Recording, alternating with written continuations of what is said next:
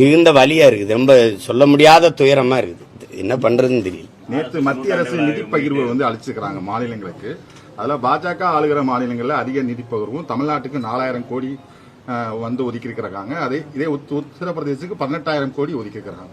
இது எப்படி நீங்க பாக்குறீங்க? அது அவங்க மாநிலம், இது நம்ம மாநிலம். அதை நீ என்கிட்ட கேள்வி வைக்கிற நீங்க உணரணும்.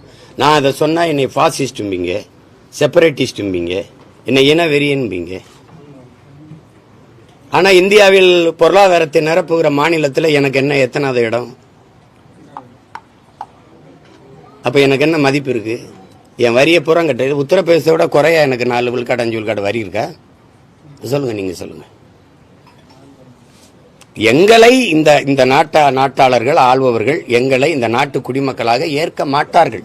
அதுக்கு பல சான்று சொல்லியிருக்கேன் நான். இது புதுசா ஒன்றும் இல்லை. இது தேர்தல் வருது 4 மாசத்துலங்கிறதுக்காகத்தான் அந்த உண்மை கண்டறியும் குழுலாம் ஓடி வருது.